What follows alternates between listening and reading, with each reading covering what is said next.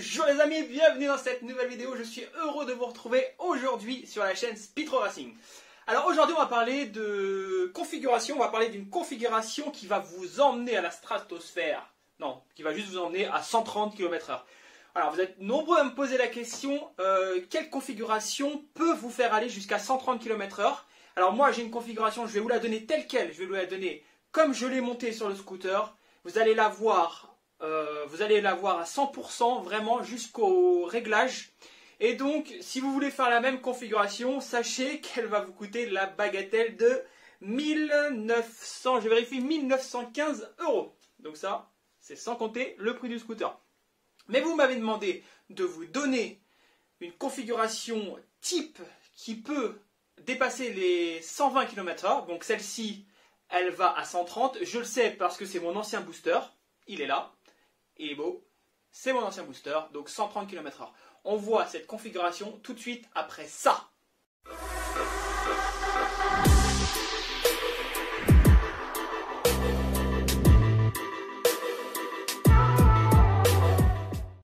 Donc comme je vous ai dit, configuration puissante dit budget. Budget, donc un peu plus de 1900 €. C'est onéreux et ça en plus c'est sans la main d'œuvre parce que c'est si vous le faites vous-même. Donc sur cette configuration, moi j'ai monté au niveau moteur. Donc là on va parler au niveau moteur, ensuite on va passer au niveau carburation, ensuite on va passer à l'allumage, ensuite on va passer à la variation et à la transmission. Je vais tout vous donner, comme ça vous savez à peu près quelle configuration il faut pour atteindre une vitesse assez importante. Donc au niveau moteur, j'avais mis, donc ça c'est pour du all day, donc c'est un scooter que j'utilisais très régulièrement. Donc j'avais mis un moteur assez robuste et j'avais mis un kit 70 Most.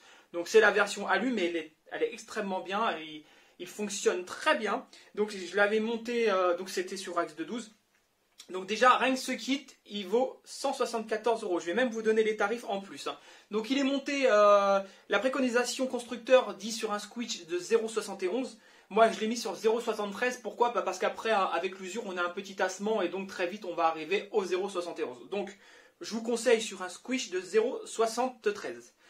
Donc ce kit 70 fonctionnait avec un Villebrequin MHR, pareil en axe de 12. Donc valeur 199, je regarde ma fiche parce que pour les tarifs je n'ai pas la mémoire.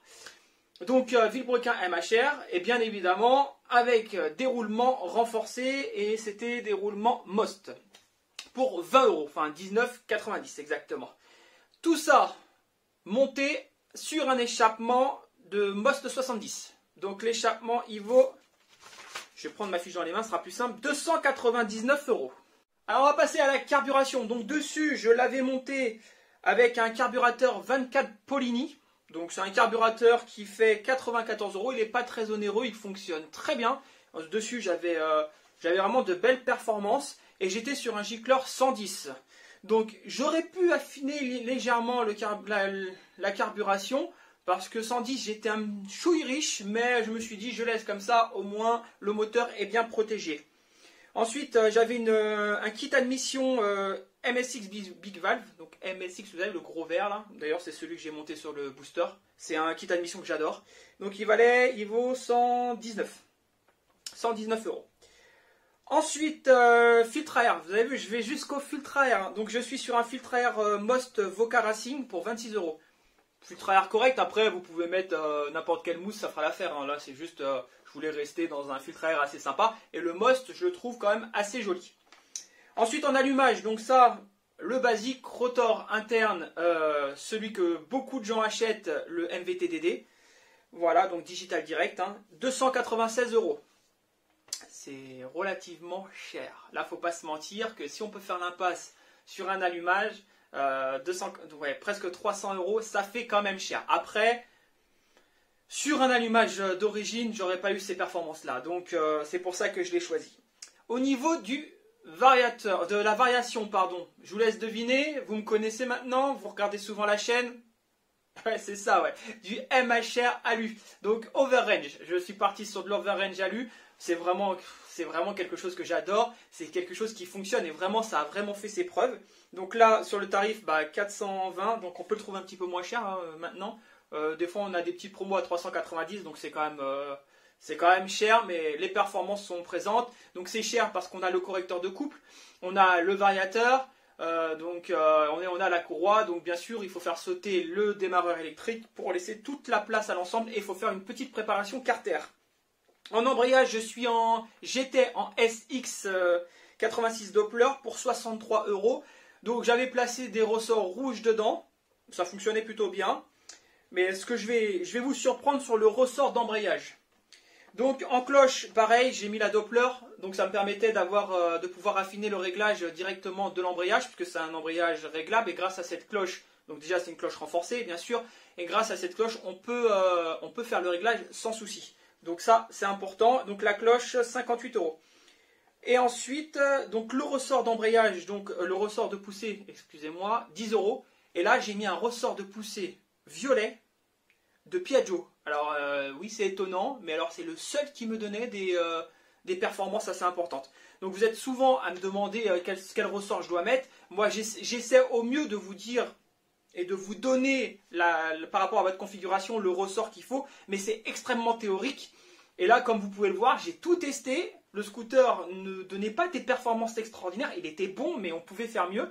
Et lorsque j'ai testé justement le violet Piaggio, parce que en fait c'est Most qui me l'a proposé, et je l'ai essayé, et là franchement c'était autre chose. Donc bizarrement, alors le seul problème c'est que comme c'est du Piaggio, il était un petit peu plus large, donc il tapait un petit peu dans l'embrayage, donc ça abîmait un petit peu l'arrière de l'embrayage, mais bon, c'est pas grave, c'est pas dramatique. Et le scooter vibrait un peu parce que du coup il n'y a pas de coupole de protection. Mais ça fonctionnait très bien. Donc la variation c'est fait. On va passer à la transmission. Donc niveau transmission, donc là j'étais sur une primaire Polini 1344 pour 69 €.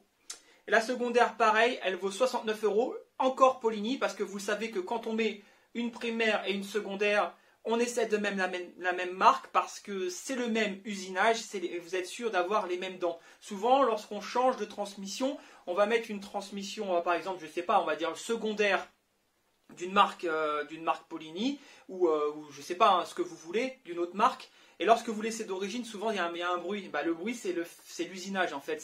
C'est pas fait exactement pareil, donc il y a un bruit de la transmission. Moi, je voulais aucun bruit, je voulais que les pièces s'emboîtent correctement, donc je suis parti sur la même marque, au moins je suis sûr de ne pas avoir de problème.